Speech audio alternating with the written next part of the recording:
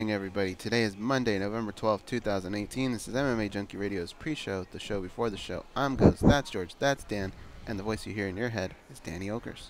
Did you guys notice the fishing noise went away? Is that what you were telling me the other day? Yeah. So we have the laptop open, the one we have identified as the guilty party. But as of last week, I think we're one or two shows without it, right? Yeah. So I moved it off of the, I tried moving it over here to see if maybe it doesn't create a friction on that side, but it wouldn't reach. So then I just kind of moved a couple things, and it... What'd you move? The wires off of each other and stuff. It looks the same. I don't know. I mean, before they were kind of like over each other. And Well, it worked. I'll give you that. No Yeah, more fishing okay. noise. So I'm stoked. yeah. Now it comes back. Nobody misses it? No, there was one day where it was like really bothering me. Almost like the keyboard when we got identified on iTunes. I was like, oh, come on, that person's being silly. And then I started zeroing it in on it, and it bothered me a lot. Today on the show we have Art Davie, the creator and co-founder of the Ultimate Fighting Championship. The creator. Today is the 25-year anniversary, the exact date of the day the UFC was created. And I imagine they filed some paperwork, and there probably maybe is a more official date than this, but we identify as the day that the first event happened as day number one. And that was November 12th, 1993. Now, the UFC did the best they could by having the event this past Saturday in Denver, the same city that hosted UFC 1. Different arena. They had it in the Pepsi Center. The original one was in the McNichols Arena. But close enough.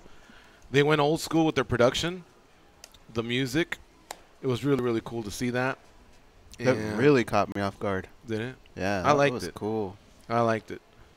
And so I figured, hey, we have access to the creator and co-founder. He's a friend of the show. Art, we'd love to have you on the day of. So he'll be on the show. And then we'll also talk to Michael Johnson, who was going to be on last Friday. And if you'll recall, we pushed it back to today. And then Jimmie Rivera is our other guest. Jimmie's been pretty vocal on social media. He wants Garbrandt, man, mostly. But I'm sure he'll take Cruz. I'm sure he'll take somebody from the Holy Trinity. We know Dillashaw's booked now against the Hudo. So that leaves Cruz and Garbrandt. And then from there on, there's other fighters. I'm sure he'd fight Marias in a rematch, but I think Marias is looking for another fight. The only thing that has going for it is the fact that it ended so quickly. Mm-hmm. But he bounced back nicely against Dodson. I thought Dodson would have the speed advantage on him, but Rivera's quick, man. He's pretty quick himself. So, anyway, those are our three guests. Strap up. We will be starting here in just a couple minutes. Coming up. Stand by. Seconds. Milliseconds. This is your captain speaking. We are making our descent into Las Vegas McCarran Airport. On behalf of our crew, we'd like to thank you for flying MMA Junkie Airlines. Now please fasten your seatbelts and put your tray tables in your upright position because the descent is going to be a little bit bumpy. Alright, Junkie Nation, it's time to roll, baby, on MMA Junkie Radio with Gorgeous George and Go. This is what we doing while we do it, baby. All night long, we rollin'! Yeah! The MMA Junkie Radio revolution is upon us. Can you dig it? There's no escape. No escape.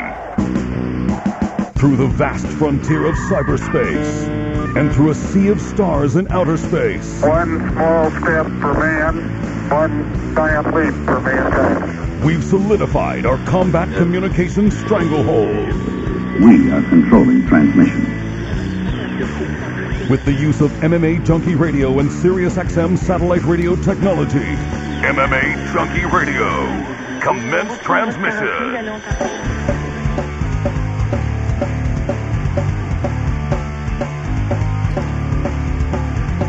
Live from MMA Junkie Radio HQ in the fight capital of the world, Las Vegas, Nevada. Here are your hosts, Gorgeous George and Goes. From the fight capital of the world, inside the beautiful Mandalay Bay Racing Sportsbook, you're listening to the MMA Junkie Radio Show, the only show that matters. I'm your host, Gorgeous George. With me, as always, is the devious and dastardly Goes. Our East co-host, to my left, it's the fight analyst, Dan Tom, back east producing, Danny Otto. What's up, guys? What's going on? Dan Tom, Morning. I thought you'd be castless today. After the show. Oh, it's today? Yep. Okay, all right. You anxious? Yeah, I'm Like, pretty you gotta stoked. be. That was a dumb question. You gotta be, yeah. Yeah, I'm pretty stoked. I'm just hoping it's not like the scene in Batman where the Joker's getting his bandages unrapped and give me a mirror. Mirror. I'm gonna do that. I'm gonna try to find a way to work that in, regardless how it goes. For But once, I caught one of his movie references. I remember that one. Clearly. That's the Jack Nicholson one, right? Yeah. The original one. All right. Bob, you're mine. Are number you one gonna stick to guy. writing left-handed, or are you gonna? Go back to the.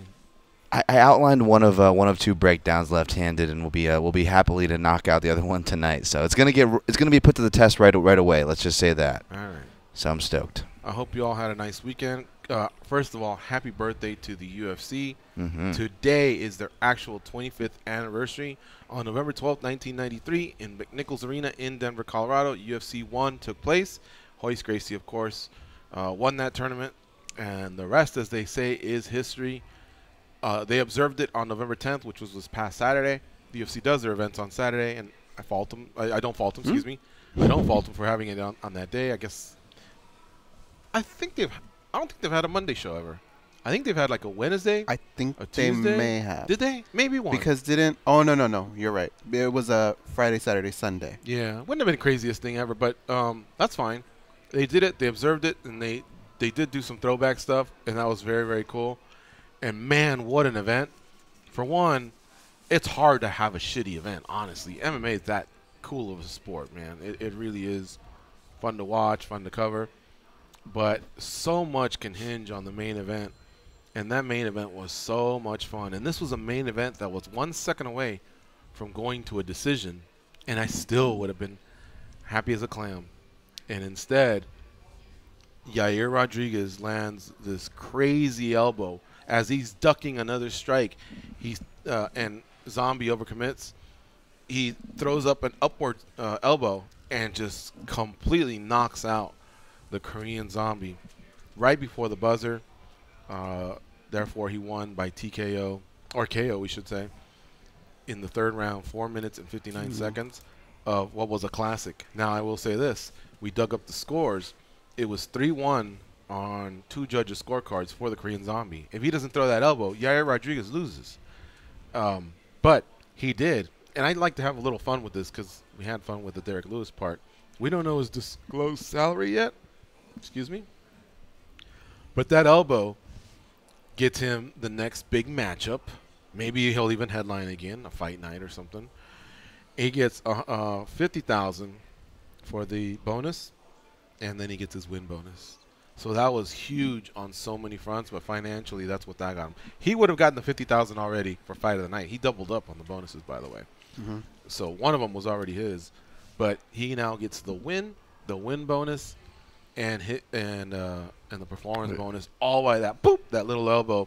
It was crazy. A lot of people are saying it's the greatest KO ever. I think it's like the most unexpected, maybe. But I don't know if it's my top. It made me but it's amazing. It was amazing. Shout out to Hal. He was like, "Hey, is Dan Tom going to do top 5 elbow KOs now?" And I was thinking about that, but and that would be hard to not be. It has to be on everybody's list, but that would Unfortunately, one of our buddies hard not to be on number didn't 1. Perry get Jake Ellenberger? That would be that would be there. You know, Anderson Silva, Tony Strickland, which is what came to mind. That was the upward elbow until maybe this last Saturday. You know, you could argue. But real quick, George, I'm really bad about this. I was so blown away. I didn't even think to look at the bonuses. Who got the other bonus? The other bonus was Korean Zombie shared with him the fight of the night. So there's 2. He got performance of the night, Yair, and then the other one went to Cerrone. Yeah, so that's your 4 bonuses. I can't hate on that, but guys, as the guy who tries to stick up for the little guy, and I don't know. I feel like I'm always hating on these bonuses. Man, I don't disagree with that. I could have guessed Cerrone, and I don't disagree with fight of the night at all. But those bonuses are life changing, man. We were just like that story, we're talking about top flyweight fights, and I said Luis Gaudino, John Lineker. Remember, Alex Davis was in here and sharing that even though in a loss, him arguing to get that fight of the night bonus for his guy just changed John Lineker's life. He was a poor Brazilian guy, and even though he had trouble missing weight and not without his troubles, I would argue that he is over-delivered on whatever they signed him up for. Right, John Lineker now he's fighting Dominic Cruz. Is that set? I believe so, but it just furthers the point. Cool. It just furthers the point on how big these bonuses. It's not just us saying being contrarian. Throw a bonus to the guys in the undercard who get it. Who would you have like given yours to? Devontae Smith? I don't know about that. I mean, that kid's getting fast tracked as it is. But yeah, something like that. An impressive performance from somebody lower down on the card. Would have been great. Take it away from Cerrone? No, just maybe not double up on Yair, who's already getting main event treatment before and after whatever contract dispute happens. I mean, Yair's going to be fine, man. The kid's talented as crap. He's got so many backers. Like, I'm not trying to hate here, but I feel like that's not going to get mentioned, and I want to at least mention that. Right. There wasn't many finishes, so that's why I was trying to see which one you meant. But there's been plenty of cards that are like that, though, and you can just kind of guess, like, the big-name guys are going to get it. It's like, well, they're already big-name guys, and they're already getting exposure, and they just added to their already long exposed highlight reel. Can we maybe give a little bit to the smaller guy? That's all. Do you know how I was an asshole this weekend? You know how they say MMA fans are never happy? We should have been happy at the end of the main event, right? The thought that was going through my mind was, damn, I wish that Zabit fight would have happened. Oh, really? That would have been insane. I still want it to happen. I don't think it'll happen. Why? Well, because now they're back on the same paths again, where you're like, let's keep them both. Well, Yair's coming off a huge win, so Zabit. Oh, I see what you're saying. But that's a stacked division. You still got Volkanovski and a few other, like Mirsad Bektik. There's a lot of like prodigies, making their way up that I think you could run it back. The thing is, Zabit fought how long ago? 2 months ago? Yeah, 2 months ago in September in Dallas, Texas, right? Was that 2 months ago? I thought it was a little bit more. I don't know. But he came out relatively healthy, and I think Yair, he went 5 rounds, didn't break his foot, but still you could just tell he's going to need more time to recover, where I think Zabit's like probably thinking, hey, give me somebody now. I will say this with Goes, that I think that we could all agree that the stock of the Zabit-Yair fight just went up, because I was, again, surprised. Well, Dan Tom here was the contrarian. I actually didn't want to see that fight. Mainly because I just wanted to see where Yair was. There was a lot of questions he had to answer. We were talking about, Zombie's layoff, rightfully so, but Yair had a lot of questions coming into this main event, which makes it all the more impressive to what he did. But And remember, he was 1 second away from losing too. He was. I want to heap the praise. Yeah. But we got to give the praise to Zombie.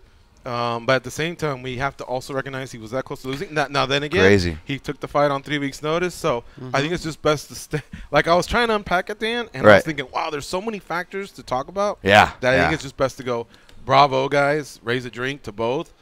But to the winner does go the spoils. And so I would like to revisit that fight. I just don't know if they're on the same timeline. True. Go ahead and continue. True. I'm sorry to cut you off. Oh, no. But actually, you brought up the perfect point. The time what I was going to say is, there's a lot of ways to unpack it, like George said. But an interesting point was what exactly George said was a conversation was he was winning that fight, the scorecards, 1 second away, all these things made gambling a hot topic, especially afterthought. I know Marcus from Atlanta was hitting us up, and some other people. Like it was my parlay. I think. Showtime, I think I saw him post. I guess it busted a lot of people's parlays. I think when I even said so myself. I picked Zombie, but I was staying away from the main event. But when I saw Zombie going to dog money, I'm like, well, I'm gonna sprinkle a little bit. So I did sprinkle on Zombie. So I did eat it there. I sympathize with people there, but I only made one parlay, guys, for this card, and it was a fun 5-legger. And it stayed live, man, from the Mark De La Rosa fight was the first leg from the start of the night, and it ended at the very end of the night. The 5th leg was the fight would not go the distance. So I went from, like, screaming at my TV when I was like, stop high-fiving, to, like, wait. Did I not go the distance? Yeah. So I was sweating. Won that by a second. Yeah, so I went, the way my bets were set up is I was probably sweating from the start of the card to the end, to the very last second, and just like, did I just get paid? Right? Did I just get paid? Yeah. and it probably should have been a UNAM. Right. But yeah, that had me sweating too because you hear a split decision. There were some funny decisions that night too. When they were high-fiving, I couldn't tell if that was the same as when Max Holloway was stomping and Lamas and they were pointing at the ground. That almost went like, come on, let's finish strong, like men, like Diego. Yeah. And I couldn't tell if that high five was, hey, you're Mexican and I'm Korean, and I think we want to do this. You know what I mean? Or because I think that's what it was. Yeah, I think that's what it was too. Just a different version of it, a not so gangster version of, hey, let's fuck each other up for the last 10 seconds. Even Paul Felder's like, stop with the high five and let's do something. Yeah. But think about it. If Korean Zombie, if he initiated the high five, if he doesn't, and they just stand there. Who knows? They may have just like that, and then like boom, that's it. Decision. He wins. He doesn't get knocked out. You can only get dance card punched a certain amount of times, and then all of a sudden you become chinny. So who knows if what he's thinking as he's revisiting that. And honestly, he doesn't need to go, hey, but I did it for the fans because the fans already love Zombie. Right. Because Zombie's already paid his dues in that regard. I'm not trying to shit on the dude. Of course, I'm not trying to say that. I'm just saying as we unpack it all. And talk about all this, there's just so many things that we can think of. Yeah. There's a ton. In terms of like how that fight could have went, how it could have affected gambling, how it could have affected what's next for both guys. But either way, still, both guys showed up, and it was a great main event. It was a great fight. And for them to do that at altitude, that was amazing. The social media picture that they took, the post-fight pic, hospital? Rocky style. that was awesome. Yeah. Just a great night for both guys. What I do hope is that Dana White tells Ari Emanuel, and I think the other guy's name is Patrick Whitesell, hey guys, remember how I told everyone this company's worth $7 billion now and we're kicking ass and last year was the biggest year ever? Let me step up here. I think he said he was going to buy Bigfoot and Hunt their own island one day. I think he gave Campman and Diego $100,000 each. I think he told Shogun and Lyoto, I'm going to pay for your taxes, your international taxes, because Lyoto was living in Brazil. Yeah. Which was about $100,000 gift. Write these two guys a check, man. That was something else. You know what I mean? Both guys, I think, deserve it. If there's still a trickle effect of UFC 229. There's some money there, and I know maybe he can't be too public about it because then the next cards are gonna want it. But still, I think there's just times when you can do this. If they perform, why not? There's times when you can do this, and help both guys out is all 25 I'm saying. years, One guy give took him it on late 25 notice, and the other guy, he went from, a wrestler with ground and pound who can box to a taekwondo guy who uses spacing and crazy kicks. You know what I mean? And, so that was two different things thrown at the Zombie as well. But I just think especially on the heels of the 25-year anniversary, I think you'd get some good press. And it would be cool. I think it would be very, very cool. You know the high five, this thing, all that? I thought, if anything, don't engage because of what happened with Jermaine and Raquel. Yeah, Raquel did. And then Jermaine did it in the second round.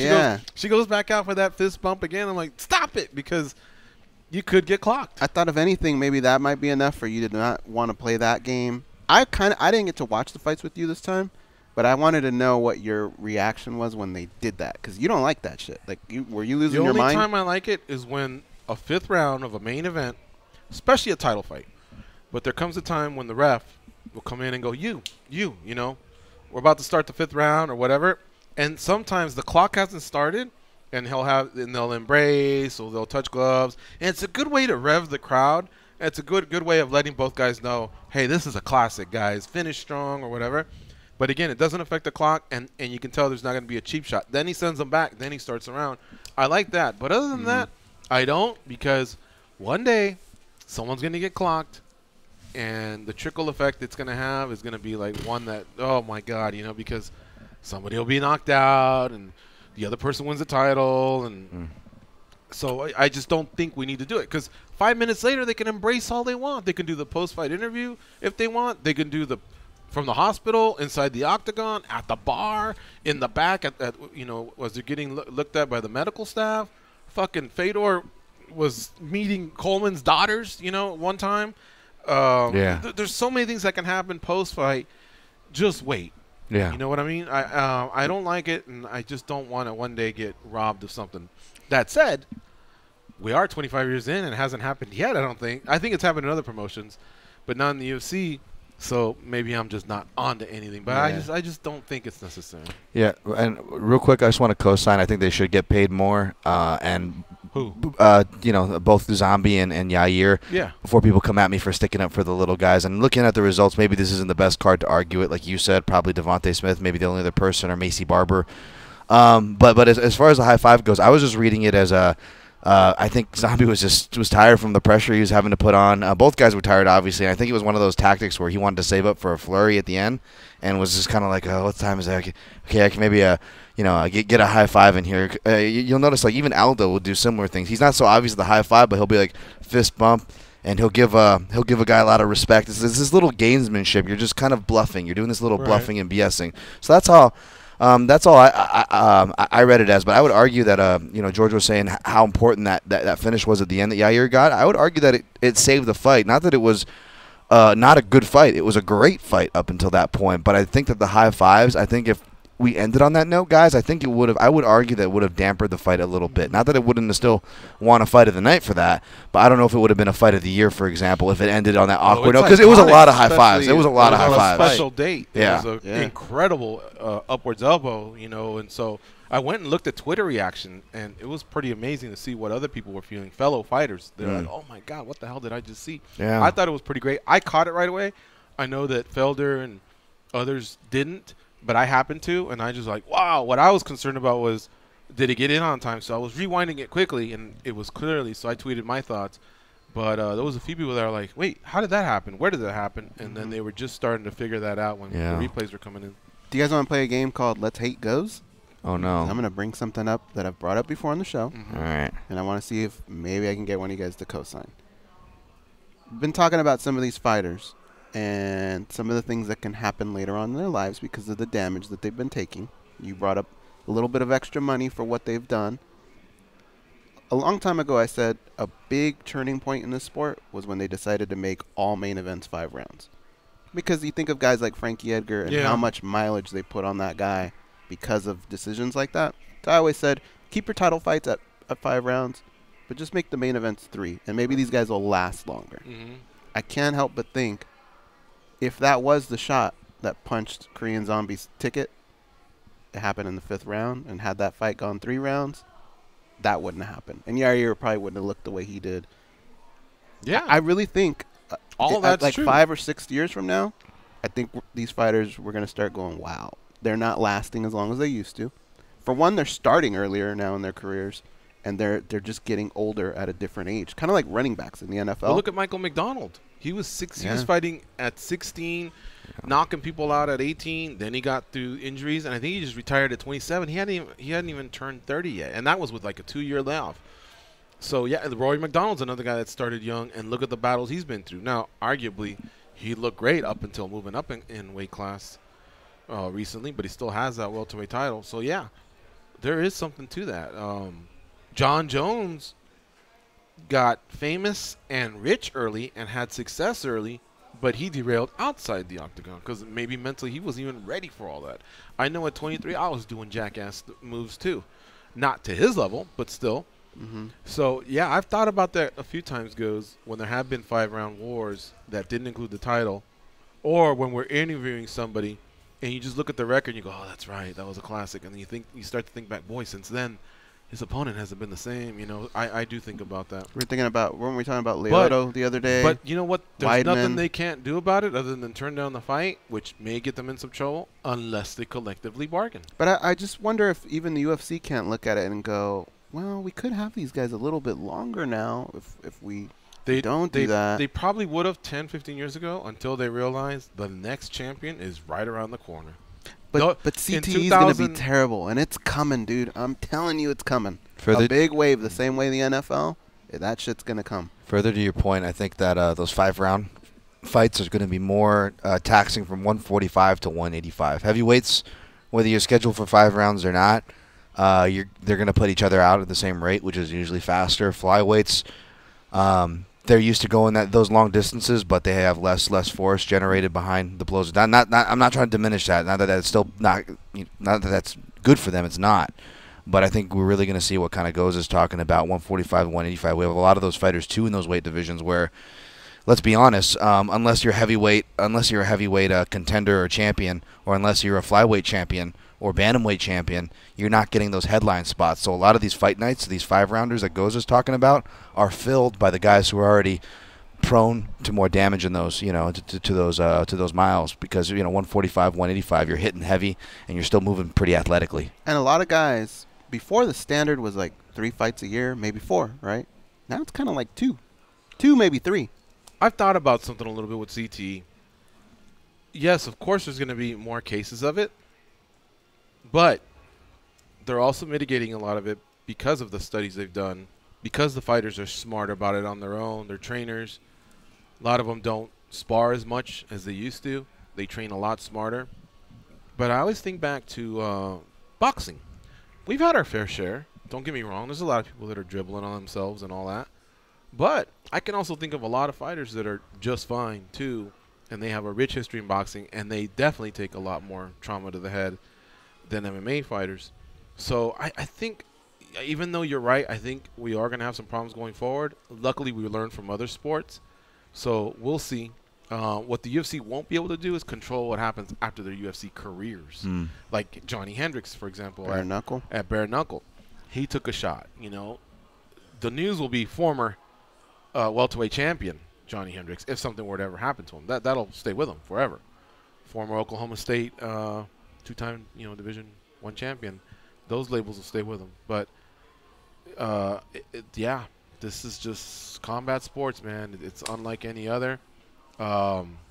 We've seen football. They're lightening up on what you can do there. Every weekend I see a tackle that looks clean to me, and in slow motion, oh yeah, he was leading with the shoulder, but because the head does take impact, you see games being stopped in soccer if there's if they're colliding as well.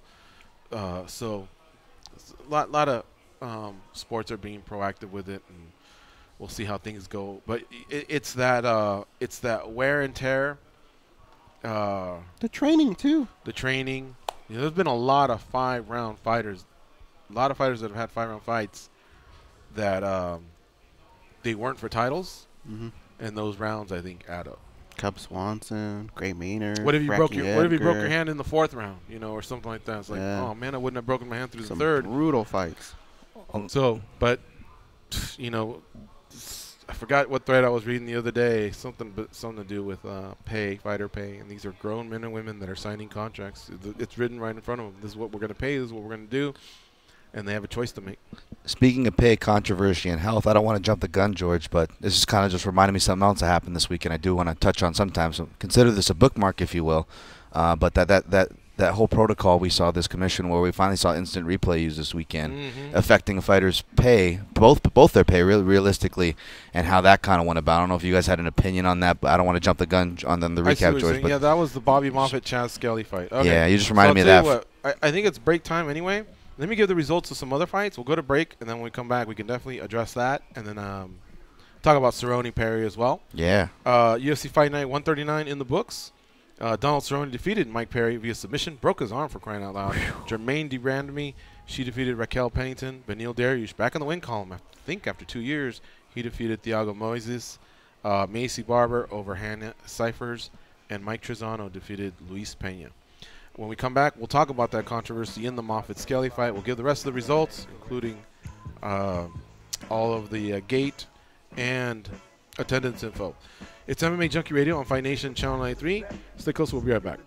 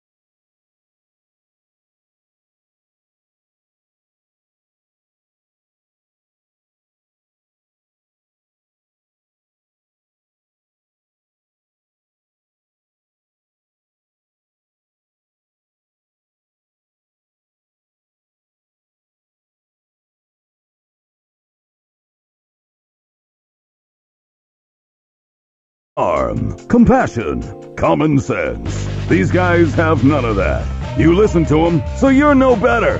I am awesome, though. They are Gorgeous George and Goes. Get the radio channel numbers and a link to listen to your favorite NFL, college football, college basketball, NBA, or NHL team. Send right to your smart device. Just go to SiriusXM.com/sports today and click add to my calendar. All right.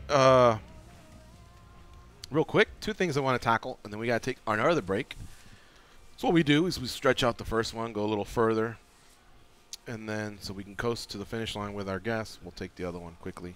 Donald Cerrone defeated Mike Perry. Mike Perry took that loss like a champ. Donald Cerrone broke my arm. Damn, I'll be back. He said all the right things. Winklejohn, though, he still put some stuff on social media. He's glad that he's free of Donald Cerrone. Cerrone had a little jab at him in his post-fight speech. But either way, all the praises must go to the winner here. Cerrone got the job done on the ground. Mike Perry initiated that, by the way. Not sure what he was thinking. But it cost him a break in the arm. And Cerrone now is saying, hey, I want to go to 55. And it sounds like he's already talking about the end of his career, but he wants to go to 55 and just contend there. But what do you think of the performance? I thought it was a good performance. I thought Perry was doing what he needed to do, but you're right. Just initiating that and putting him in that world was just something he didn't need to do. And that's the type of fight that's going to haunt him over and over, because that's not really something you need to learn and go, you know what, you were right, I shouldn't have done that. Like, that's just something he should have known not to do. Especially the intel of having been a part of that gym. I'm sure, hell, he's trained with him. He's joked about training with Cowboy before and how Cowboy's tough on the ground. So that was just a big mental fart. I don't think I've ever picked a Cerrone fight properly ever in my life. Even when I pick him, I hear that a lot. I hear that a lot. He's one of those guys that's like that a lot for a lot of people. I have a pretty decent record of picking Cerrone fights. Although I gotta eat crow for my pick there, though. I will say, and I was really happy to be wrong about this pick. I did not mind being wrong at all, but I did feel bad for Mike Perry's arm, though, with the way that it broke, because it wasn't a typical armbar. I thought he was safe, too. Mike Perry thought he was safe once he rotated and spun through, but Cerrone pretty much just bent it the way it's not supposed to go, which is an armbar, technically, using that crude of a definition, but let's just say he, instead of bending it against the elbow joint, he bent it to the side and just took it home with him. Did you see his face, too, when they zeroed in? Yeah, just screwed. It looked like, take that, motherfucker. You know what I mean? Yeah, I think he knew I mean, that was his chance, so I think he knew this was his chance. If Perry gets out of that, then he's on top of him swinging hammers. So he knew that I got to finish this guy on the ground. It's a fight and stuff goes down, yeah. Submission was his best path. He took it. So it was interesting with the whole subplots, all those subplots, involving the gym and John. And all right, let's skip down real fast. Since you brought it up, Dan, I want to address it. The Moffitt Chaz Skelly fight. We got a couple minutes here before we get to the next break, so I'll be as quick as possible. Initially, guys, I really thought he was on his way to being out, much like Chiesa against Lee. Mm-hmm. Therefore, when the ref stopped it, there was that reaction of like, hey, what are you doing that for? Because he hadn't gone out, but it looked to me like he was on the verge. After seeing it in slow motion, which we can't all be judges and refs then because the ref doesn't have that angle, you know what I mean? Yeah, it looked like obviously the ref could have made it gone longer, and others were saying just let him go out. But, as far as replay is concerned, that wouldn't have you can't bring him back in and do anything. All it's going to do is talk about how the fight should be rendered, in the form of when the announcer says, hey, it's going to be rules a no contest, disqualification, a TKO, a submission, or this or that or whatever. But it doesn't change the course of the fact other than if the UFC decides they want to run it back. But those were my initial thoughts, and I really didn't lay too much blame with the ref. What do you think? I got to blame the ref on this one, man. I also feel bad because I'm calling out, the Denver commission for having the funniest looking refs, and Tim Mills is the guy who looks like Jim Norton. But in Tim Mills' defense, he's been around since UFC. That's right, UFC Fight Night 13, Dan Tom's favorite fight night that he always has to bring up. So the guy's been around, but he's looked like a deer in headlights from that event, and he looked like a deer in headlights in this one. And I feel bad calling it out because I picked Skelly. and did a little sprinkle on him. So I feel like anything I say is going to sound like bias or sour grapes. But the reason why I was upset about it was, one, the protocol of it. I don't agree that we finally have instant replay, but we're using it to have essentially a ref officiate his own call. Now, at one point, they did have a senior official member sitting next to him, having the ref explain to him what the call is, and I do believe that is and should be part of the protocol. But ultimately, at the end of the day, I feel like they need to be better about correcting their mistake. If Tim Mills makes a mistake, he gets the same paycheck at the end of the day. Okay, if he can just suck his ego in and say we make a mistake as referees.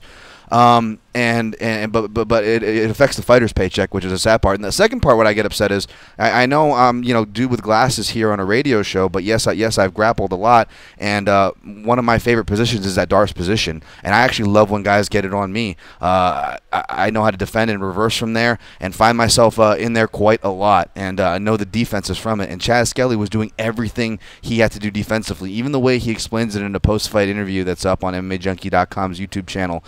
Chaz Skelly explains it perfectly. He's keeping space separated between his shoulder and neck to keep that airway open. He's moving his feet and walking with him so he doesn't get crunched in and his airways cut off. He cleared his arm. Initially, it was real trouble. It looked like Iaquinta Mitch Clark, if you guys want to go reference that fight where Iaquinta got caught, kind of like in this weird reverse Darce off the cage. It looked like it was in trouble, but he did escape, and the whole limp arm thing is BS, because one, how do you know the arm is limp unless you touch it? So by that nature, the referee better have a dang good explanation for stopping the fight. He can't say it's because the arm was limp. You wouldn't have known that if you weren't in there to stop it. So what caused you to stop it? And he said his eyes was fluttering, which that story changed as well when he was asked for a second time, the referee. And then secondly, the protocol. He could have said, "Are you okay?" There was no verbal. There's no "Are you okay? Are you okay?" And Chaz Skelly actually went over that with him in the pre-fight context, where Tim Mills said, "Oh, I'm gonna take anything you say as a verbal submission." And Chaz is like, "Well, I have a habit where I tend to say I'm okay if I'm in a tight sub. So should I not say that?" And he's like, "No." So Chaz like, "So you already put me in a funny spot where I couldn't respond." And okay, so when he is grabbing the arm, and people can interpret when he's grabbing the arm, oh, well, it looked like it went limp for a second. Why should he be stopping to fight the referee, to signal the referee, then defending the choke? That's common sense right there. Secondly, there's a precedent. We can see a guy give a thumbs up to a referee and look him in the eye in a title fight, and a well-respected guy. Yes, I'm referencing UFC 149, Uriah Faber versus Renan Barão. You can make all the contact with a referee. You're not going to guarantee they're going to tell you they're going to stop it. You can tell them you're okay, thumbs up all day, and they can still stop a fight. It's your responsibility as a fighter to defend out of a choke. And again, as someone who's had to defend that choke, even on low-level stupid tournaments, I have always made the assumption that the official knows what the hell they're looking at, and that's just the low level. I would assume that assumption should go true for the pro level, where these guys are depending on it for their paychecks. I think there's too much on the line. I think he could have been a little bit more vocal with communication and his positioning, just getting as close as he could to that action. But it's also a very hard job. It all happened so quickly. But I think he got talked into it. Yeah. I think to me it looked like he was going out a little, and then I thought either Moffitt, I looked at the different replays, or someone nearby was going, he's out, and then he panicked. You know what I mean? So well, how often do these fights happen there, right? Like, how often are they at high-level competition where these referees are getting reps over and over and over? It's not the same as Nevada, California. It's true. We got to go to break, guys. All right, good stuff. You're listening to MMA Junkie Radio on Fight Nation Channel 93. When we come back, we'll talk to the creator and the co-founder of the Ultimate Fighting Championship. Yep, today is the actual 25th anniversary of the creation, with the launch of UFC, with UFC 1. And we'd love nothing more than to talk to our good friend Art Davie. So stay close. We'll be right back.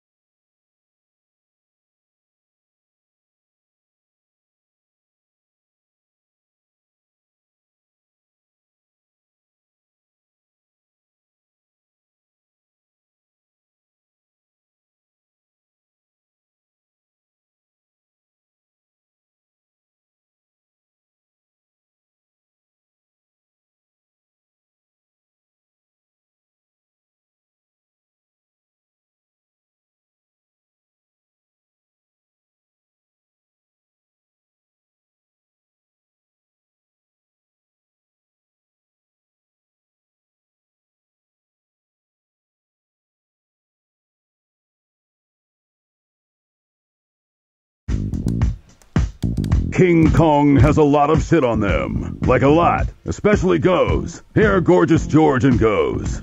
All right, let's get to our next guest. He was inducted into the UFC Hall of Fame in the contributor wing this past year. He is the creator and co-founder of the Ultimate Fighting Championship. And, of course, today is the 25th anniversary of the first UFC, which took place on November 12th, 1993, the day that changed martial arts forever. Let's bring in our good friend, Art Davie. What's up, Art? How you doing? Hi, guys. Always a pleasure to be with the people at MMA Junkie. All right. Awesome, man. Well, it's great to have you. I got Goes and Dan here with me, and we're excited to talk to you. Art, well, today's the actual anniversary. I know they celebrated things a couple days early on Saturday, and hopefully you took in that event. They had a lot of homages to the original UFC and how it was produced and things like that, and how it came across on television. But congrats on what you built. This is a historic day. Well, thank you very much. It was a great thrill to realize that it's been 25 years. And, it all started back there with a lawyer, an accountant, and an LLC, WOW Promotions, my company that we founded with Horion Gracie. And we went into partnership with Semaphore Entertainment. And on November 12th, 1993, magic really did happen. Everyone thought it might do 40, maybe 50,000 buys on pay-per-view. And that's when the universe was only about 30, 35 million homes that had it, North America. We did 86,592 buys, and it was shocked the world. On Monday, I got a call from Eric Bischoff. He called up and said, "Who the hell are you guys? Where did you guys come from?" I think he was as stunned as everyone. Art, have you been exchanging messages, texts with a lot of the people that were around you around the time of UFC 1? How's this weekend and today been for you? Well, I posted some things the other night. There's some photographs, like the original setup on November 10th there in Denver, and some of the original sketches for the Octagon that we had there in the files that were done by the Gracie students. A picture of the medal, which I had designed, and which was given to Hoist for his victory that night over 3 opponents. So I got a ton of, I got about 2,000 likes and comments within the space of virtually 10 or 12 hours. I got stunned. It literally blew my phone up and my desktop up. I think it's just starting to recover. I also had a great interview last week with a young writer from the Denver Post, in which he reported the true story is that not only did I show up and have an attorney and an accountant and an LLC in Denver, I also had my Glock 17 in a safe deposit box. He says it was shoot first and ask questions later when Davey got into Denver. Yeah. Well, what did you think of the event? Did you take any or all of it in on Saturday? No, I'm out actually on a hunting trip up in Sweeson, California, and I was not in a position to be watching anything that night. A couple of weeks ago, I got a call from the UFC. They actually asked me to come in and do the voiceover for the video to commemorate the 25 years, which opened the show, which I've never actually heard. So I'll have to get a recording of that on Fight Pass and see what that sounded like. I think you're going to like it. There was a lot of production, a lot of music that, again, paid tribute to what you guys did back in 1993. It was really, really cool. Dan Severn was in the audience. So was Art Jimerson. Art Jimerson had one glove on, too. He had a big old boxing glove, but it was cool to see him. Jimerson has gotten more publicity for that one fight in the UFC than 87% of all the 1,963 fighters that have been in the Octagon. He's gotten so much attention for that one appearance. It's actually stunning. But I give Art a lot of credit. He's a great hustler, and he's a guy who knows how to get out there and communicate. And it was a thrill, as I look back on it, to realize that I had a guy at the time who was ranked 10th in the world. He was 29-5 at the time. He was scheduled to fight Tommy Hitman Hearns about 6 weeks after the UFC in November '93. So it was a real coup for me to get a boxer of that caliber. But I got to tell you something. The true story is, and the Denver Post covered it this week, it was Big John McCarthy who shook him up on Wednesday, scared the pants off of him. So by the time that he walked into the octagon that night, that Friday night, November 12th, he was scared out of his shorts. He was ready to quit before even the Brazilian referee said, "Let's fight." He was real nervous. McCarthy scared him. McCarthy got on top of him, mounted him, and Jimison said, "This is what's going to happen to me." And McCarthy said, "Yep." Yeah, and then you see Taylor Tui and some of the other Gerard Gordor. That guy looks pretty frightening as well. I can imagine what Art Jimerson was going through. We're talking to Art Davie, the creator and co-founder of the UFC. Folks, chase down history by checking out Is This Legal? Art Davie with Sean Wheelock. They wrote this book a few years ago. I think you'll really, really enjoy digging into it, especially now during the holidays. It's still available on Amazon. Check it out. You'll like it. All right, let me turn it over to the guys here. Goes. What do you have for Art Davie?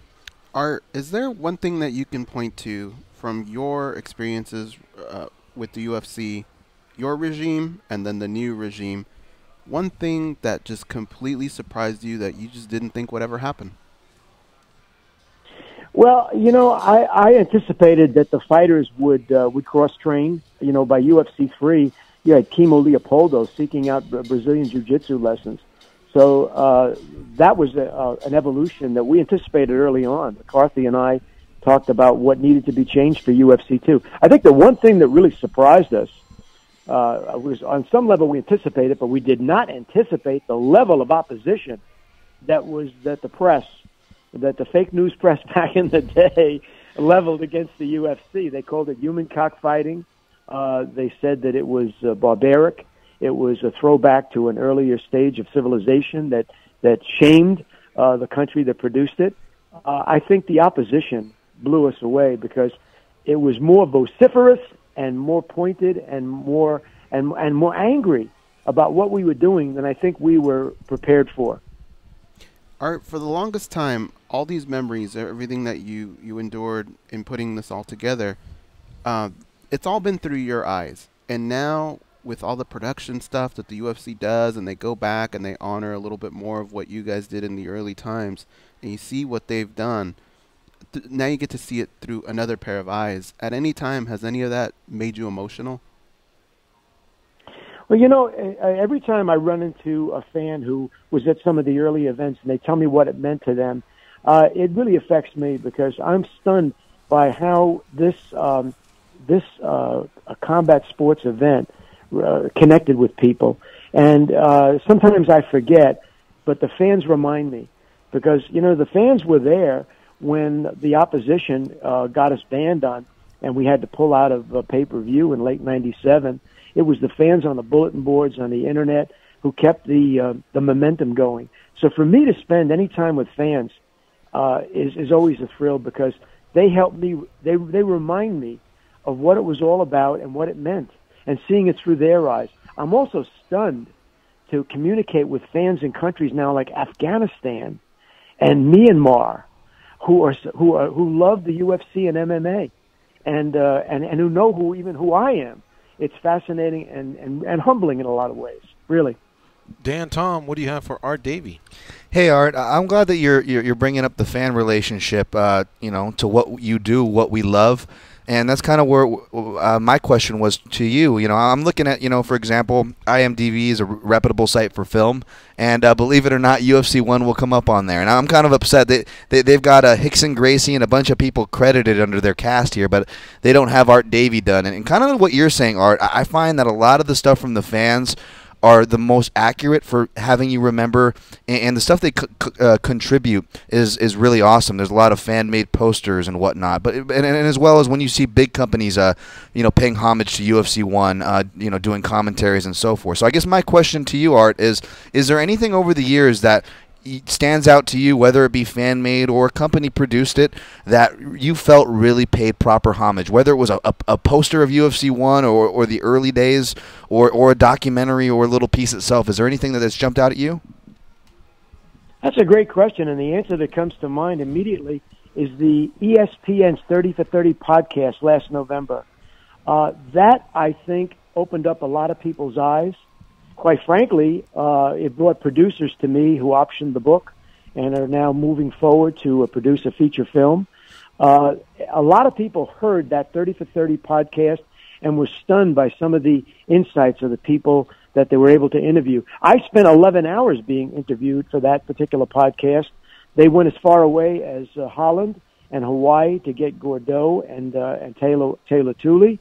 So they even got Kathy Kidd and got the woman's perspective on what it was like to run out of EMT ambulances and have to call up the cab company and the police department to ship the injured fighters over to a hospital.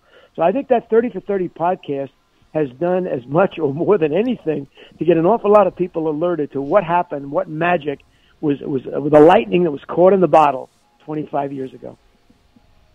Well, Art, I got to tell you something, man. We've said it before, and we'll say it again. You changed a lot of lives on that night, and for these past 25 years, you know, the extensions of the branches, you know, from the roots that you created, I mean, are endless, worldwide, not just in Denver that night, not just in Las Vegas, not just in the United States, I mean, worldwide. You know, I woke up on Friday, I think I set the alarm for 4:30 or something like that, and I wanted to catch a couple fights on one championship, and I did, you know, slept through a couple of alarms, but I managed to get on the app and check it out, and I couldn't believe that in Singapore there was, you know, an arena filled with between 10 and 15,000 people there, and I saw Misha Tate, you know, she's over there working with one championship now.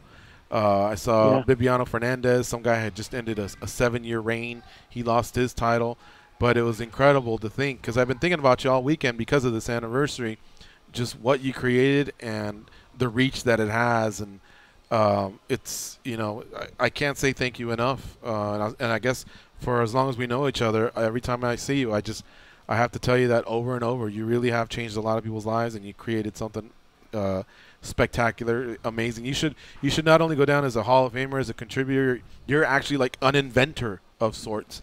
So thank you again, profoundly, from our heart, the bottom of our hearts, for thinking of what would happen if these different disciplines got together and who would win, who is, you know, the baddest man on the planet. Well, thank you for that. Let me say this, and let me repeat something that I gave in my Hall of Fame speech. The UFC, I didn't create the UFC. The UFC created me. It created Royce. It created Ronda. It created Conor. It created all of us fans. The UFC wanted to be born. And in a way, I was just at the right place at the right time, one of those constellation of unexpected accidents that when all things line up, all of a sudden something explodes. And that's what happened. The UFC wanted to be born. There were people who had been thinking about this idea for years. So when I went out there and waved this flag, there were an awful lot of people ready to pick it up and run with it. And what has happened in the last 25 years, like you just said, it's now all over the planet. There are arenas full of 10,000 people are watching this in countries that had never heard of the UFC 25 years ago. This thing wanted to be born. And I was just lucky to have been there to help it. God bless. Well, thank you very much, sir. And it's always great to catch up with you, and we'll be calling you soon. So hopefully we can do it in studio. But right now we got to get going because we're up against the clock. But it was great to get to spend 10, 15 minutes with you today. Much respect to you, sir. Thank you so much, guys. Okay. Thank you, Art. Take care. Take care, Art. We'll see you. That, folks, is a legend right there. Art Davie, man. Give him a follow on Twitter, at Art Davie. Let him know you heard him on the MMAjunkie Radio Show. He really is the reason for why we're here today. All right, guys. It's the top of the hour break, and you know the drill. We'll be back in anywhere between 40 seconds and 60 seconds. How I wish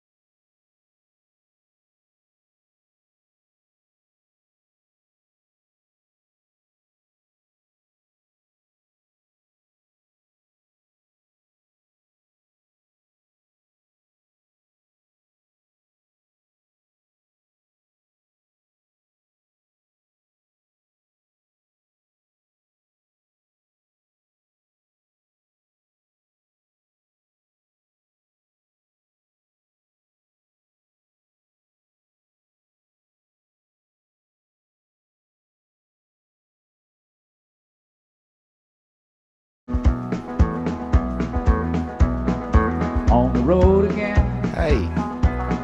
Just can't wait to get on the road again. The life I love is Showtime plays this on making Mondays? music with my friends. Yeah. And I can't wait to get on the road again. Does he like country at all? On the road I would again. think so. That's right where he grew Going up. places Yeah. that I've never been. Are you warming up to it a little bit more? That I may never Country? see again. I can't There's wait some to get songs that on are the awesome. road again. But as a whole, like if you said, let's go to this concert, I know that there'd only be one or two that I might recognize and might be into. But that said, you just reminded me of something. I was just gonna say when this song comes to an end, I wonder if Showtime reaches out, just as it drives by. But I had this girlfriend named Michelle, and she goes, "I want to go to the Alan Jackson concert for my birthday." Fuck, is what I thought. Oh man. Cool, yeah, I'll get you a couple tickets. You know, you and your sister. I wanted you to go. Oh. Shit. All right, so I got tickets. And back then, I was even more against country. Just wasn't me, man. That was early West Coast hip hop, the beginnings of electronic music. The '80s phenomenon had just passed us by. What was still around, you know, Prince and Michael Jackson and Madonna. They were still trying to keep it together. But all right, I got these damn fucking tickets, and off we went. I'd say about. For one, very polite crowd, very nice. We're having a good time. Was at the Pond. It's now known as the Honda Center. What'd you wear? Did you play the part? No, I mean, I didn't have boots. I just had jeans and shoes, and It's about as good as you can do. I think, huh? Jeans is about as good as you could do Yeah, to I bridge think I had the gap. a flannel, you know. All right. So I'm there. We have a couple drinks. We're having a good time. She's excited, which that I guess makes me happy. So what can I do, right? I'm just gonna make the most of it. And I'll be damn goes. So Alan Jackson, that was his year. He's Tim McGraw or whoever the fuck. I don't know. Who was the guy that was on stage when the thing happened here in Vegas? Jason, Eileen, Jason something. I don't know if he's the big star, but whoever was the big star, he was it. And I gotta say, by the third or fourth song, I was tapping my foot. Yeah? Kind of slapping my knee a little bit, bobbing my head. She goes, "Look, you are having fun," and I just kind of turned red. I was embarrassed. Like I was like, "You're right, I am," and I really did have a good time. So, I can act hard and I can act, you know, however I want and tell you, yeah, whatever. If I were to go to one, I just wouldn't pay for it because I don't think there's anything I really like enough to pay for in that realm. Mm-hmm. But I can't lie. When I went, I really did have a good time. He had some catchy tunes. The crowd was good. And even the ones that weren't catchy, I could just get into it. So, yeah, that was my one experience, I believe, with country. I don't think I've ever been to another Didn't you go to a Randy Travis concert once? I don't remember that. Or George Strait or something like that? No, I don't think so. If I did, it was a music festival, and maybe somebody said, let's check that out. And if I'm going with the group, then maybe. But just to a concert, no, I haven't. But I do dig Johnny Cash when we play him here. I know I can't go to that concert, but there are some that put out some cool songs. I would always feel like Eddie Murphy from that scene from 48 Hours. I think is the movie where you people are rednecks. That's how I thought I was going to feel that night. Has there been anybody that was more out of place than him in that movie when he walked into that bar? Any other movie? The quotes from that scene are great. That's a tough one to top. Maybe, I bet you how I could come about, up with it by the end of the show. Daniel LaRusso when he walks into that ballroom before he gets spaghetti spilled on him. He was pretty out of place there, right? Well, but I think if you put on a suit on Daniel LaRusso, yeah, but he doesn't, and go sit down at a table, he wouldn't feel out of place. Whereas there's nothing you could do to Eddie Murphy. It was the color of his skin that made him feel out of place. And that said, there are black country artists, and there's black country fans, but Eddie Murphy just clearly wasn't one of them. In fact, I think I remember the wasn't the place called Tilly's? I think 48 so. Hours? Yeah. Can I give you a quick props? I think it was Jason Aldean. That's his name. That is it. Okay. I think I owe you props here. Oh, thank you. The last booking was yours? Art Davie? Yeah. It Massive props on that, man.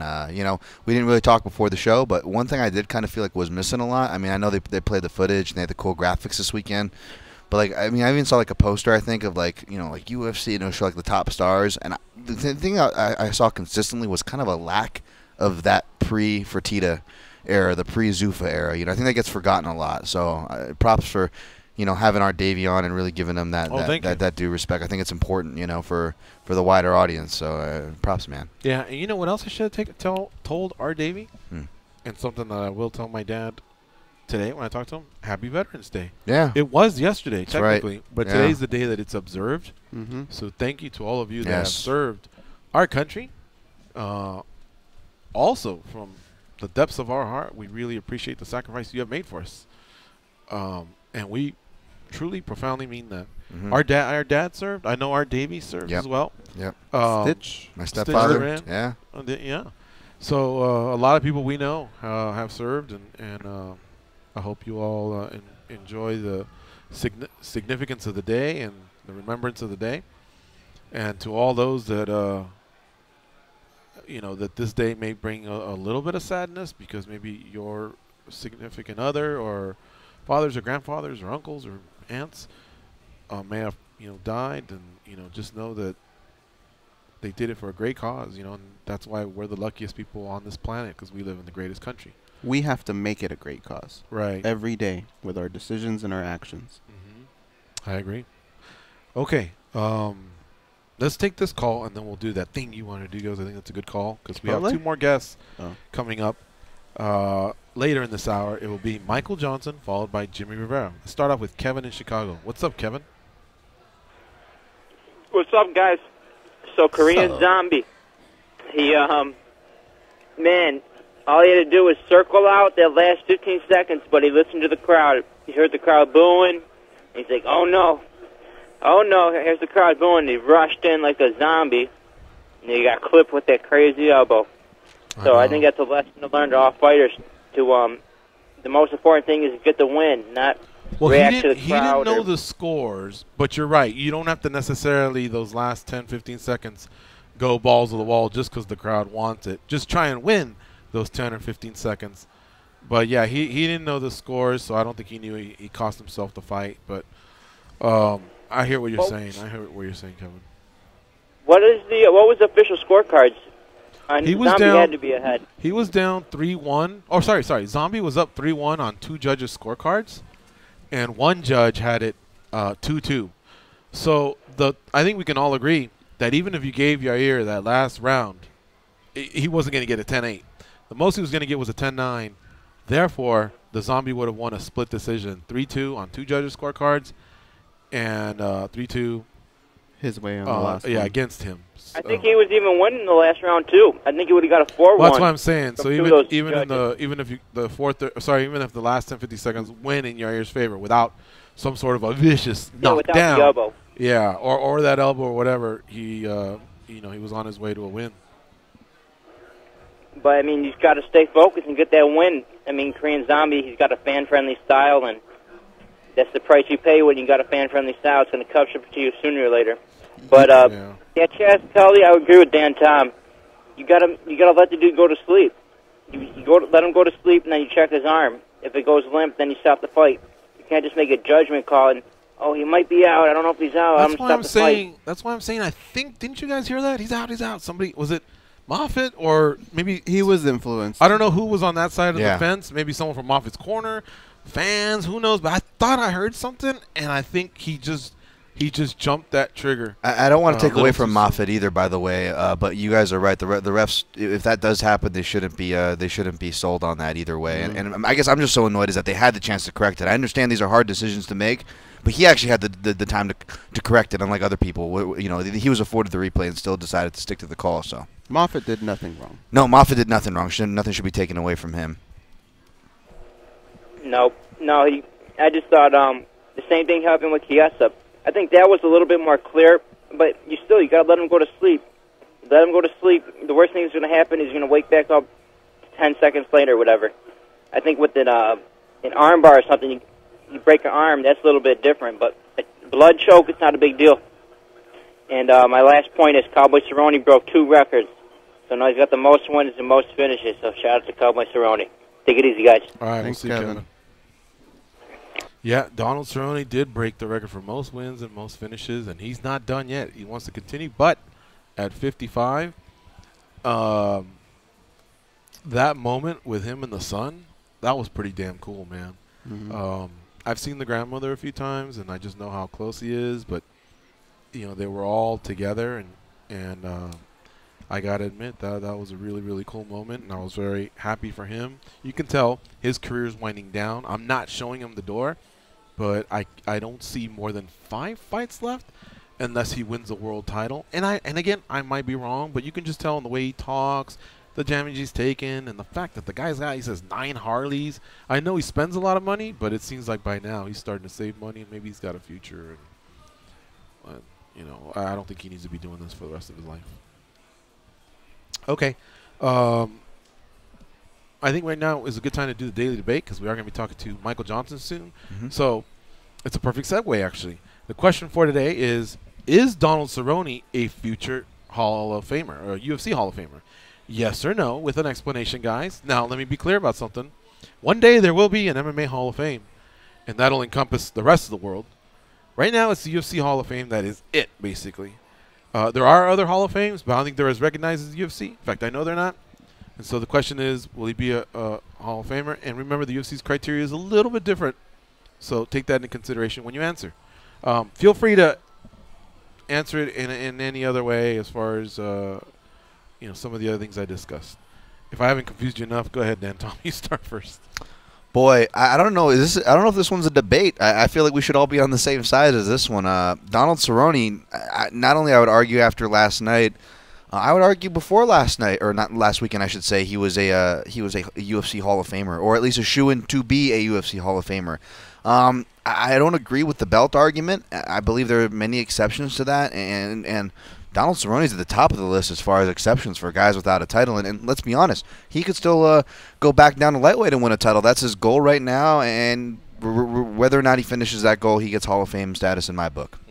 How about you guys? I think, especially with the adjustments that the UFC have made to their Hall of Fame along the way, there's several routes that he could probably get in there.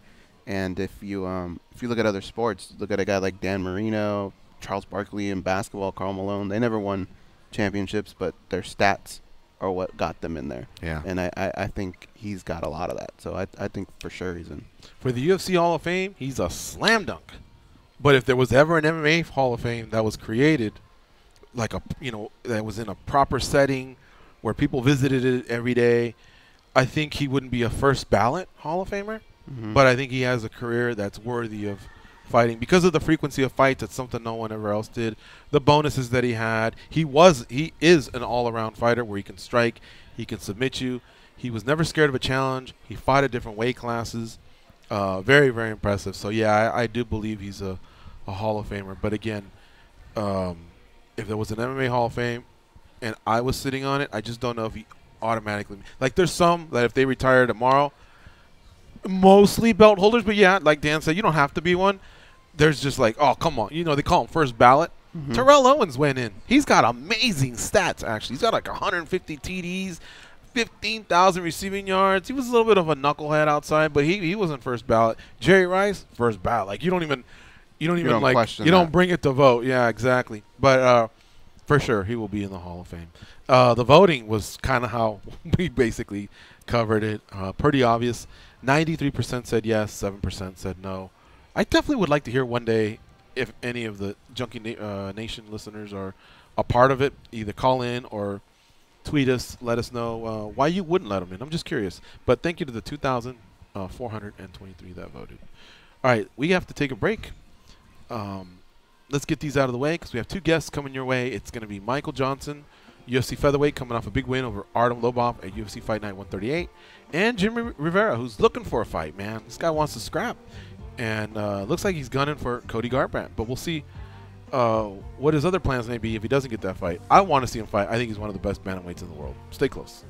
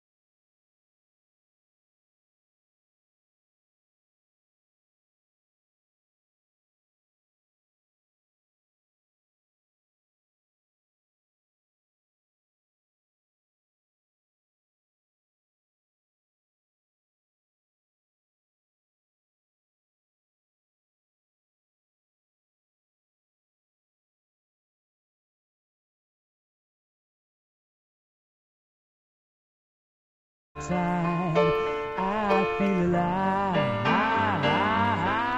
They were kicked off the set of The Fast and the Furious for being too loud and too good-looking. Once again, here's Gorgeous George and Goes. It was a wild Sunday in the NFL. The Tennessee Titans dominated Tom Brady and the New England Patriots, and the New Orleans Saints offense continued to look unstoppable. Hear from expert analysts, former players, and coaches as they react to all the games right now on Sirius XM NFL Radio, that's channel 88, and streaming on your phone or at home on connected devices and speakers. All right, our next guest, his name is Michael Johnson. No, not the sprinter. No, not my accountant. No, not my friend from high school. I'm talking about the Menace, Michael Johnson, fighting in the UFC for like the last 10 years. Now doing his thing in the featherweight division. He's coming off a win over Artem Lobov at UFC Fight Night 138 in Moncton, Canada. Excuse me. He got a decision win over Artem Lobov, and he joins us now on the hotline. What's up? How you doing, Michael Johnson? Good, man. How you guys doing? Great. Awesome, man. Thank you for asking. Congratulations on your win a few weeks ago in Moncton, Canada. Thank you. I appreciate that. It was a quick turnaround, but it was a really good one. We're back to our ways almost. Yeah, we recall. Basically, you were here you were here in our studio just before getting this fight booking. You were looking to maybe go to Argentina or something like that, but I think this was close enough. You got to travel international. You got a fight here in 2018, and you got the win. Yeah, it was perfect timing. You know, we definitely wanted to go somewhere else, but the main objective was getting the fight, getting an opponent, and getting out there and getting a win. And we succeeded in all of those things, and hopefully looking to get back on before the year finishes out here. Wow, I was just about to ask you if the matchmakers should lose your phone number till January of 2019, but you're saying you want to get another one in? Yeah, absolutely. So we're working towards it. We're trying to see if I can make it like the last of the year. So if I can find a way to get on that New Year's Eve card, the end of the year card, or something in December. I feel like we'll be seeing me in December again. Who do you want to fight? Is there somebody in particular? You guys, I've said it all the time. It's no, not necessarily. Wherever I can fit in it makes sense. I'm just trying to fight and trying to get in another one before the year's over with. Mm-hmm. Is that the definition of, hey, I just want to get paid at this point? Because the reason I ask is some fights get you closer to a title and some just get you paid. But either way, win streaks are win streaks, paydays are paydays. Not hating on that for sure. Yeah, and you said it yourself. They're pretty much all the same. Fight's a fight, a win's a win. You're going out there to get paid, so that's always a plus and a bonus. But like I said, I'm just trying to stay active right now at this point. I'm just staying in the training room. I'm always, looking to, get better and keep myself busy.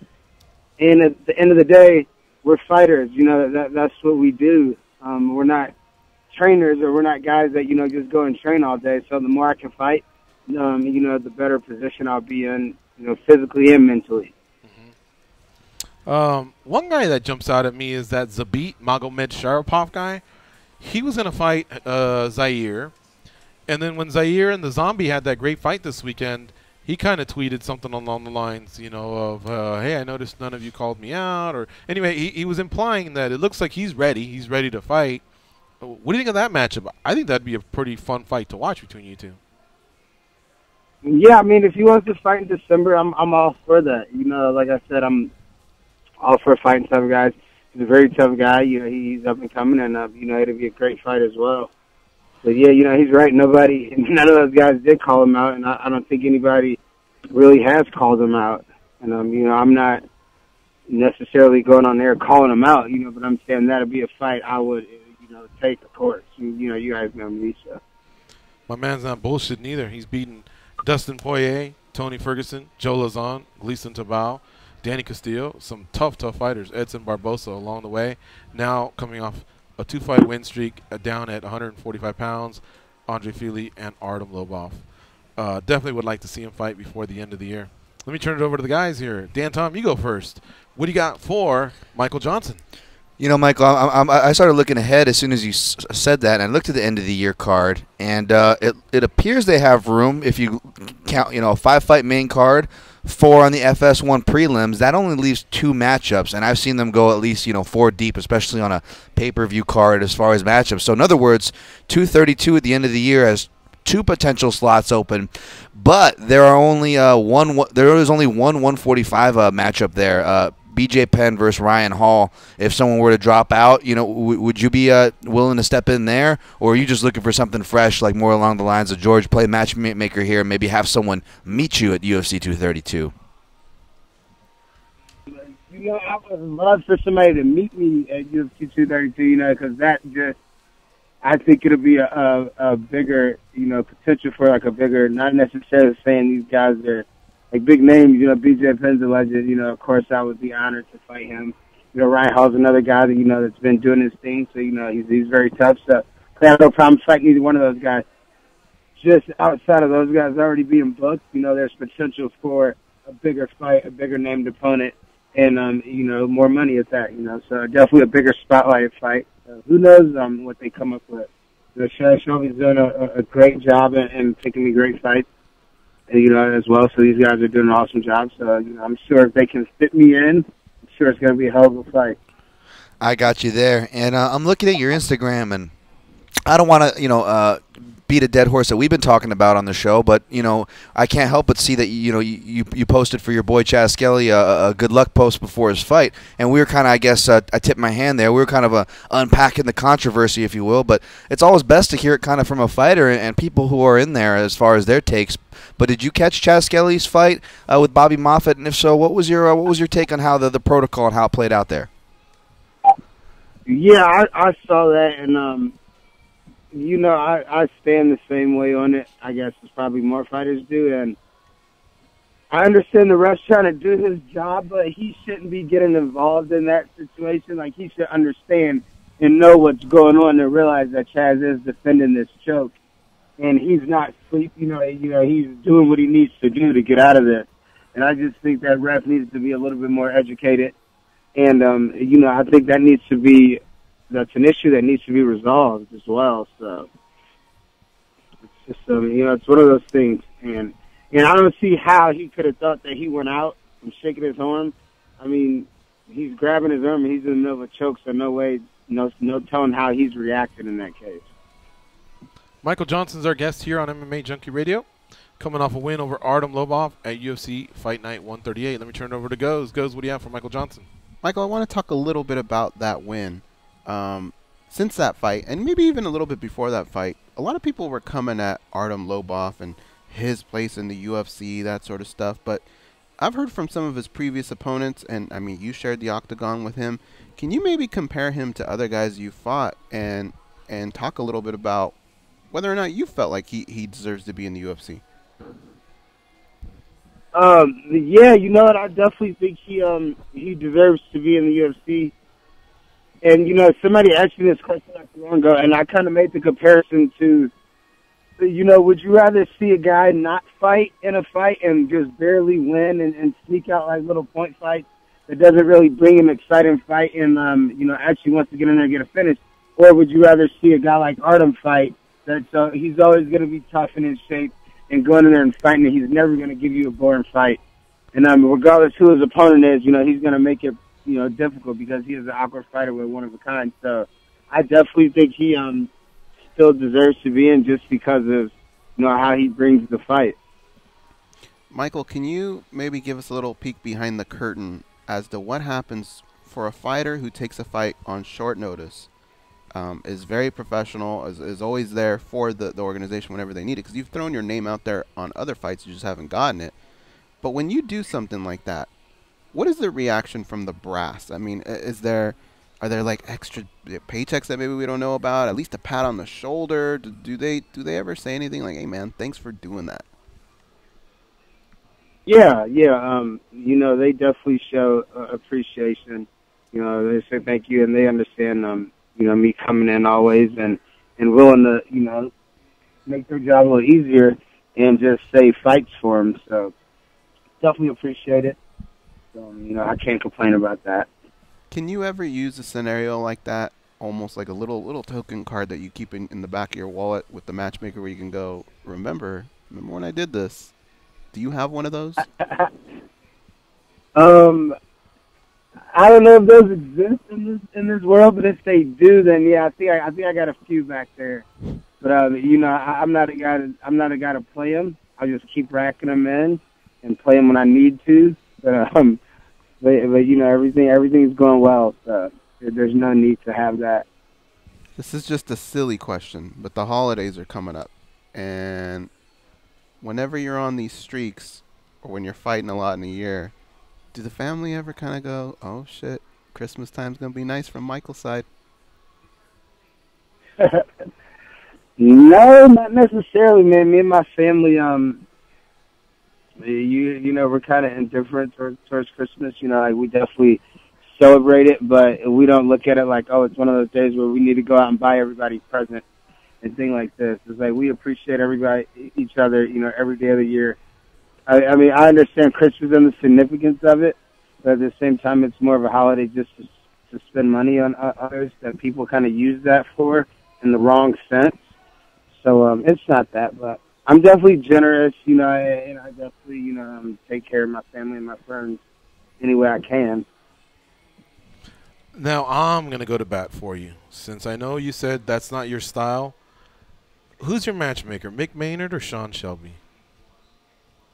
I'm sure it's Sean, but, they both, I think they both work. They Listen both up, work. Sean Shelby. You need to hook my man up. Zabit has already tweeted and implied that he's ready to go. Michael Johnson's always ready to go. UFC 232, make it happen here in Vegas. Not only did he step in late for the fight versus Artem Lobov, on other occasions, he's come in and fought his ass off. He had the fight of the year versus Justin Gaethje.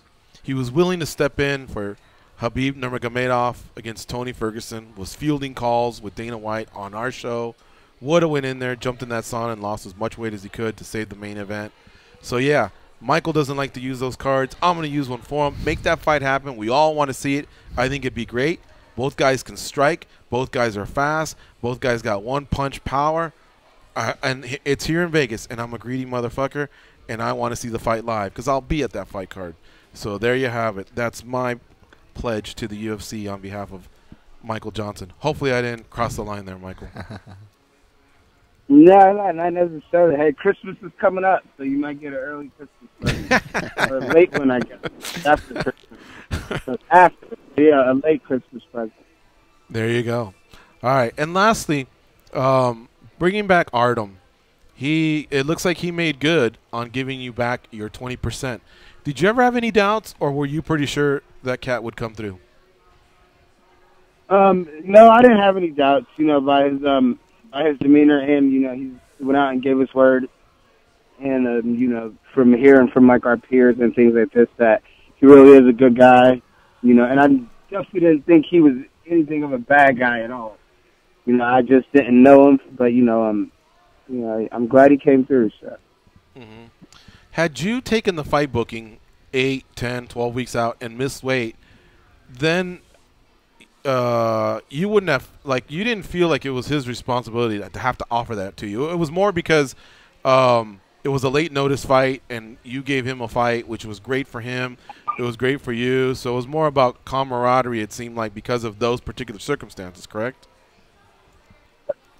Yeah, absolutely. I think that's what it comes down to. And let's be honest, I missed weight by a pound. Right. And, these guys come over. These guys come in, and some guys miss weight by 5, 6 pounds. They don't think it's an issue. I was actually upset that I missed by a pound because I'm a guy that considers myself very professional, and I consider that missing weight is an unprofessional thing to do. So I was just upset with myself. Yeah. And keep in mind, I didn't really get my additional hours that we get if we initially miss weight either. So it was a lot. Yeah, and I believe that was your first time ever, correct? Yeah, that was my first time ever missing, coming in. It'll be the last. Well, that was cool. That was cool that he did that he offered it, that he came through, and you acknowledged it. And you guys really, really had a fun fight to watch. So hopefully you got out of that healthy. It doesn't sound like you've been complaining about any broken bones or any other types of injuries, because you're already saying you're on the mend and looking to fight in 2018. So I think that's pretty self-explanatory right there. Yep. All fresh and ready. And can you offer an opinion on I just spaced. Oh, the zombie and Yair Rodriguez. What'd you think of that? That was crazy, wasn't it? Oh, yeah, it was a crazy fight. It was very crazy, but that's where all that playing around and the fun, like, friendly shit gets you. You lose focus for literally 5 seconds, and that could be the last thing that's happening. That cost him the fight, I think, for Zombie, because I had him winning.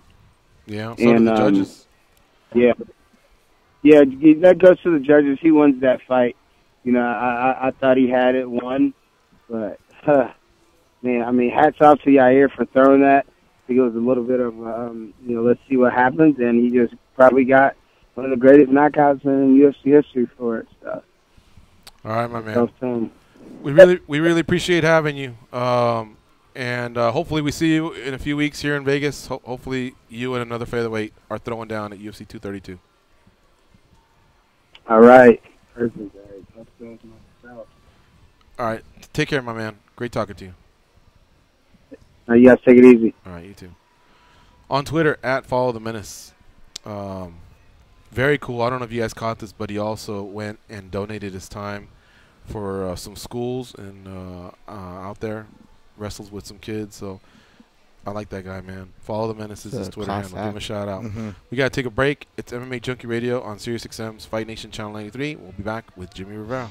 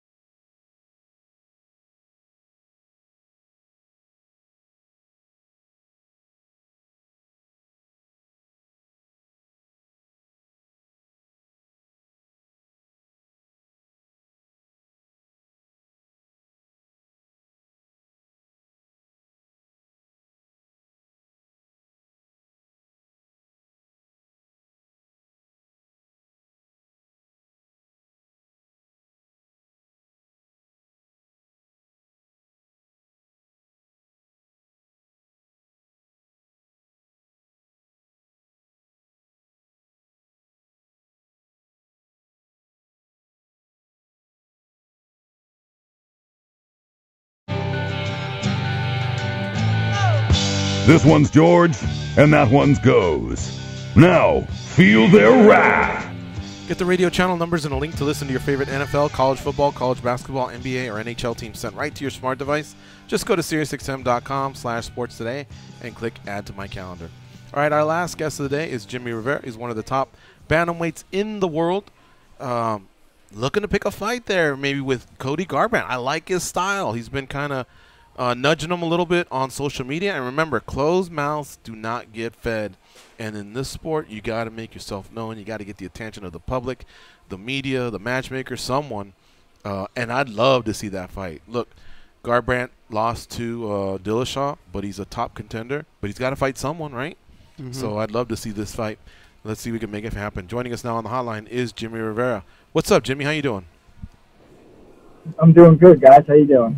Good. Thanks for joining us here on the MMA Junkie Radio Show. Really, really like following you on Twitter. You're a pretty funny dude. It seems like you just really, I know you train Monday through Friday or Saturday or whatever, but Saturday night, man, you turn into a fan because you're always saying nice things about certain knockouts, certain performances. You really, really love this sport, don't you, as a fan, too? Yeah, I mean, you got to love it. I love when my teammates fight. Mike Cerrone opened up the main card and got a win over Pena. It was an awesome fight. He did a lot better compared to his finale performance, and I know he wanted to go out there and do more, and he did great. And, yeah, I love watching it, man. I love watching, see what people do, and see what other stuff you can pick up, too, in general. And there's always, like, new guys coming in there, up-and-coming stars. It's cool to watch. It's cool to see the sport evolve and see people fight and see new things you can pick up. Yeah, I saw you giving Cowboy some love the week before. You were giving some love to Stylebender, Israel Adesanya, Jacare. So that's cool to see fighters rooting for other fighters. And your gym's been on fire. Lyman Good got a win. Trizano got a win, like you mentioned. So I imagine the vibe is good over there.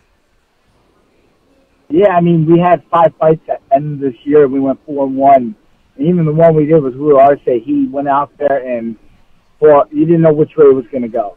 You know, one judge had a 29-28 for him. One judge had a 29-28 for the other guy. Another judge, I didn't really understand the 30-27 call, but, I mean, it was a war. Like, he got hit, and he was bleeding all over the place at MSG. He turned out to be a meme, and we just all laugh about it. He's in good spirits, but he fought against a guy who was tough. You know what I mean? It was a tough fight, but he didn't give up. He went in there and kept fighting, and so it was great. Yeah.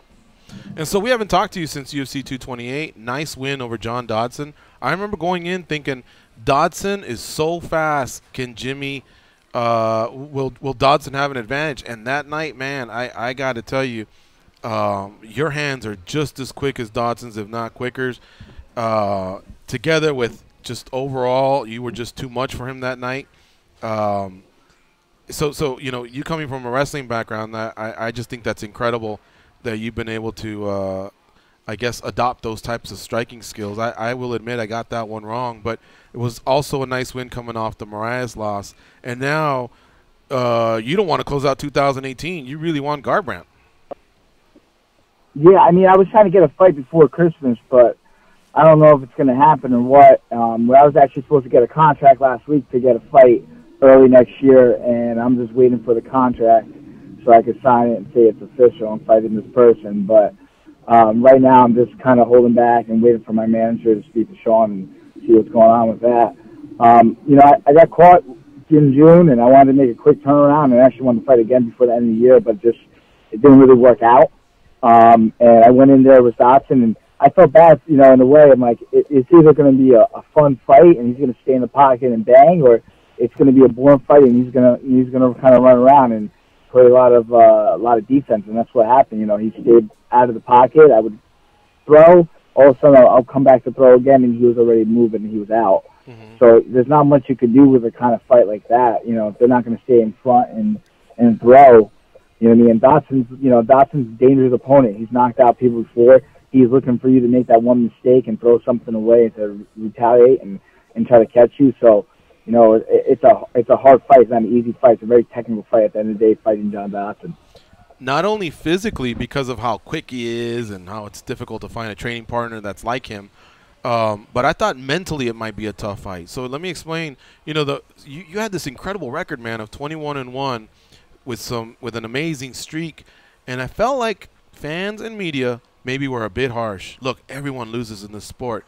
That fight obviously was kind of crippling in terms of your title shots for the immediate future, like for the next 6 months or the year. And so I thought physically, is he rushing it? Is it too soon? Blah, blah, blah. But, man, looking back, you've built up quite a resume with the Kelleher win back in Bellator. Brimage has never been a tough out. Pedro Munoz, Uri Alcantara, Uriah Faber, Thomas Almeida. You know what I mean? So I felt like a lot of people forgot all the equity you had built up prior to that one loss and kind of like had written you off. But I thought you made a statement that night, and the fact that you want to get back in there just says a lot about Jimmie Rivera.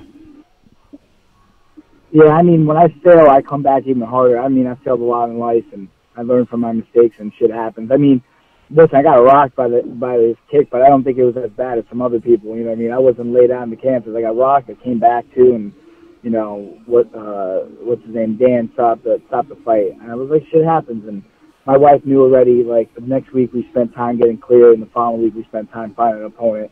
They told UFC came back to John Dodson. Like John Dodson was the only person. Like, yep, you can fight John Dodson. So we signed the contract right away, and we got ready for the John Dodson fight. And that's it. And you know, it's exactly what I tell my students. I have a school on East 23rd Street, 2 Madison Park Ave in New York City.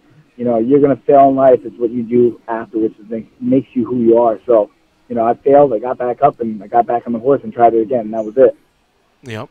Jimmie Rivera, guest here on MMA Junkie Radio, 22-2 overall in his career. Now looking to get another fight, maybe 2018, probably 2019. Can I ask why Cody Garbrandt? He's been like the target of yours, I've noticed on social media. You know what? I feel like it just makes sense. Right now, you know, Cruz had a fight, and we knew Cruz was having a fight, so let's target the number one guy. He's trying to pull a Dominic Cruz card and trying to play injury and say, oh, this hurts and this and that. He's not injured.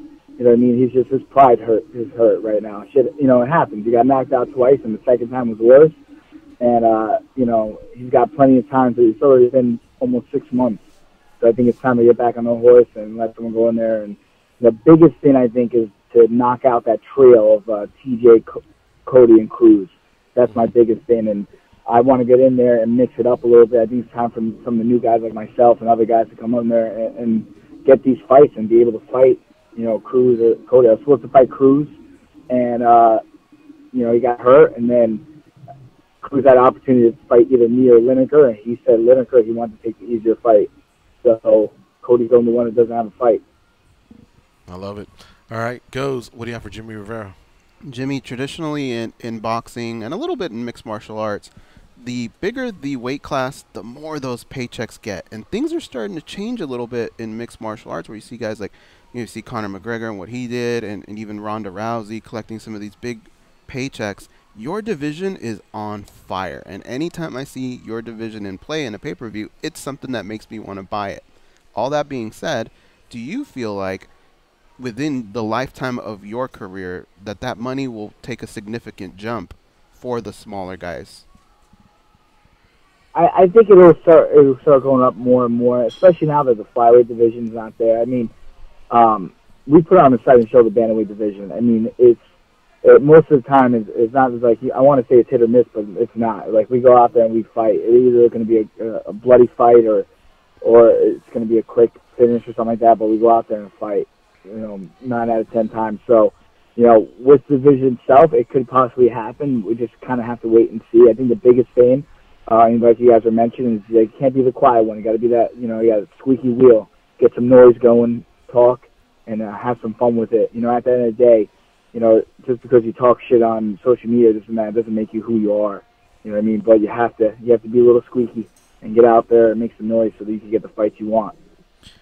Our fight analyst has something for you. Dan, Tom, what do you have for Jimmie Rivera? Hey, Jimmy, you know, you're right, you know, what you're saying about the current climate and about being squeaky, but I will say part of the reason why, you know, I'm a big fan of yours watching you fight is you come from that traditional martial arts background and have just translated so well. And I could kind of go off on that you know, that for a minute, but really I just wanted to kind of give you a loaded question on the tail end of a compliment, which is, I feel like Team Tiger Showman in general in the last couple of years have really, made a name for himself as far as the MMA scene. But yet I still don't feel like, they're getting enough credit. I'm sure, the further up you and your guys get from, the Trezanos, the Arces, Burgos, Good, all these guys, continue to climb the ranks, your coaches will get more credit. But I guess what I wanted to ask you was, coming from traditional martial arts myself into MMA, I've heard all the stereotypes and, the McDojos and this and that, and then once, jiu-jitsu and all these other arts kind of coming around and fusing all the martial arts, we kind of got a better sense of martial arts.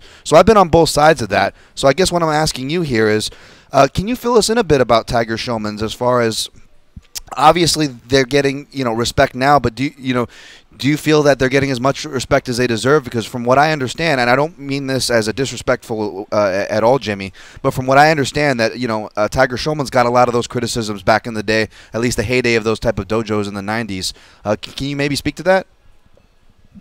Yeah, I mean, I could explain exactly why they got that criticism. Is that the fact that we have 45 locations on the East Coast, and we do really well. Each school has anywhere from 180 students, adults and kids, and plus. My school, I have about 234 students in my school. All together was from, actually, I want to say even more than that, because I have a Cubs program. So I started at 3 years old, and I go all the way up. And one of my oldest students, she's 67, unbelievable shape, a black belt. Awesome student. She comes in at least 3 to 4 times a week, and she comes in for 1 hour and takes class and works out. At the end of the day, we're not teaching people how to fight. We're just teaching people how to defend themselves, whether it's kids or adults. And for adults, it's physical fitness, and for kids, it's really, bullying and self-discipline, to build their self-discipline where they can build their confidence and be really successful as, teenagers and young adults. So that's the biggest thing. And people get jealous about that. They want to say all this stuff about McDojo, where, you laugh. We had 7 guys in general go into the UFC. We had 2 people in the beginning, Nick Pace and Louis Galliano, the guy with green hair, 25 and 35. Now we have 5 guys current right now in the UFC who just came off big victories this past month, including myself. And at the end of the day, people will always be jealous of how successful you are. I mean, at the end of the day, I love fighting, and I make, decent money with it, but my bread and butter is my school. And at the end of the day, I go back after every training session and I go teach in my school. I'm already about to park in the city, walk over to my school and start classes at 4 o'clock teaching my kids, and then the adults come in around 5:30.